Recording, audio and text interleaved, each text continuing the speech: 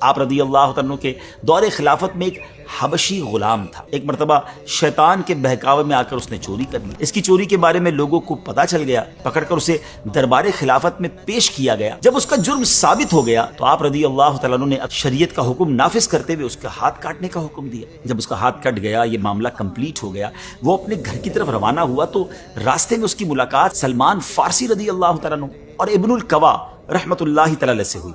ابن القوا نے اس سے پوچھا کہ تمہارا ہاتھ کس نے کاٹا؟ تو اس غلام نے جواب دیا، امیر المومنین مولا علی شیر خدا رضی اللہ تعالیٰ عنہ نے. چنانچہ آپ نے اس غلام سے پوچھا، انہوں نے تمہارا ہاتھ کاٹ ڈالا، پھر بھی تم اتنی عزت و احترام سے ان کا نام لے رہے ہو؟ اس پر غلام نے جواب دیا کہ میں ان کی تعریف کیوں نہ کروں، انہوں نے حق بات پر میرا ہاتھ کاٹا اور مجھے جہنم کے عذاب سے بچا لیا. حضرت سلمان فارسی رضی اللہ تعالیٰ عنہ نے مولا علی سے اس کا تذکرہ کیا. آپ رضی اللہ تعالیٰ عنہ نے اس غلام کو بلوایا اور اس کا کٹا ہوا ہاتھ اس کی کلائی پر رکھا اور اس کو رومال سے چھپایا اور پھر کچھ پڑھنا شروع کیا. اتنے میں غیبی آواز آئی کہ کپڑا ہٹاؤ. جب لوگوں نے کپڑا ہٹایا تو دیکھا کہ غلام کا کٹا ہوا ہاتھ کلائی سے اس طرح جڑ گیا تھا کہ گویا کبھی جدا ہی نہ ہوا.